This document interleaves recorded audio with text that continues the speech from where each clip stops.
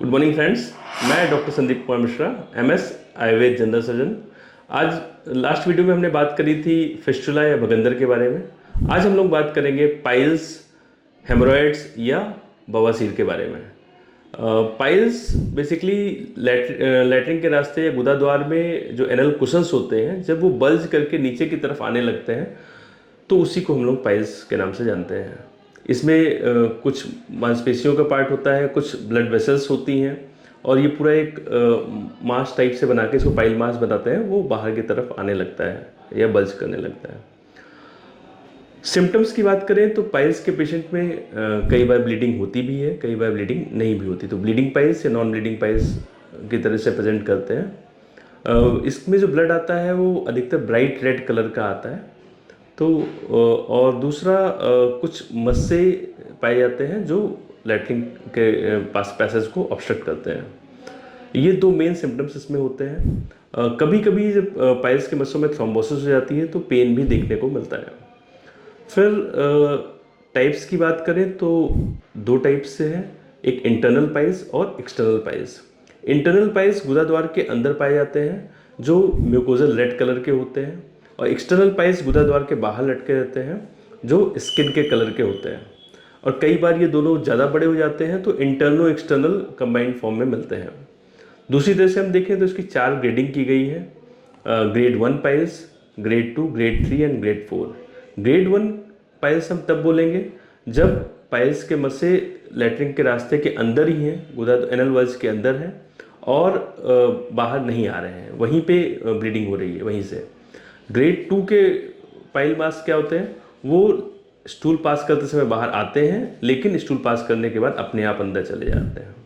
Grade 3 के pile मास ये stool pass करते समय बाहर आते हैं लेकिन ये अपने आप नहीं जाते, इनको उंगली से सपोर्ट करके अंदर करना पड़ता है। और ग्रेड 4 के पाइल मास वो होते हैं जो स्टूल पास करते समय बाहर आते हैं लेकिन उंगली से अंदर करने पे भी अंदर नहीं जाते, ये बाहर ही बने रहते हैं।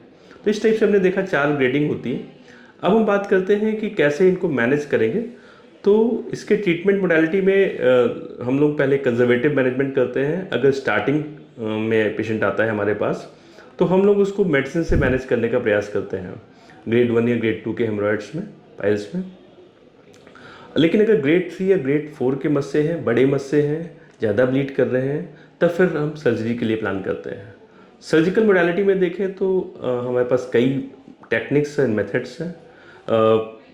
एंशिएंट मेथड या स्टार्टिंग मेथड जो हमारा ओपन टेक्निक है, मिल्गन मॉर्गन टेक्निक, उसमें हम पाइल्स के मस्से को कट करके और उसके बेस पे लाइगेट कर देते हैं। दूसरी टेक्निक है छासूत टेक्निक, जिसमें उसके बेस पे छासूत लाइगेट करके छोड़ देते हैं और वो 10-12 दिन में वो मस्से अपने आप कट के अलग हो जाते हैं अपने बेस से।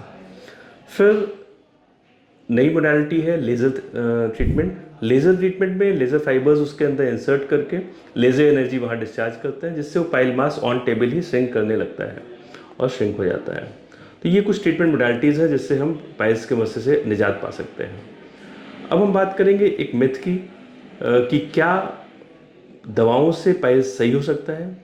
तो इसमें दो बातें हैं। अगर स्टार्टिंग का पाइल्स है, ग्रेड 1 या ग्रेड 2 तक का है, तो मेडिसिन से उसमें सिम्टोमेटिक रिलीफ हो जाता है और डाइट लाइफस्टाइल मैनेज करके उसको हम कंट्रोल कर सकते हैं। लेकिन अगर ग्रेड 3 और ग्रेड 4 का पाइल मास है तो फिर वो मेडिसिन से उसमें बहुत ज़्यादा रिलीफ नहीं मिलता है, हमें सर्जरी की तरफ जाना पड़ता है। तो इस टाइप से हम देख सकते हैं कि किस टाइप से ग्रेडिंग है, उसी के अकॉर्डिंग उसका ट्रीटमेंट प्लान करते हैं। अब हम बात करते हैं कि इस बीमारी से कैसे बचा जाए। तो ये बेसिकली डाइट एंड लाइफस्टाइल से होने वाली बीमारी है। तो हमें अपनी डाइट में फाइब्रस फूड, हेल्दी फूड शामिल करना है, अपनी डाइट टाइमली लेना है और लाइफस्टाइल मैनेज करना है। बहुत सेडेंटरी लाइफ नहीं लीड करना है।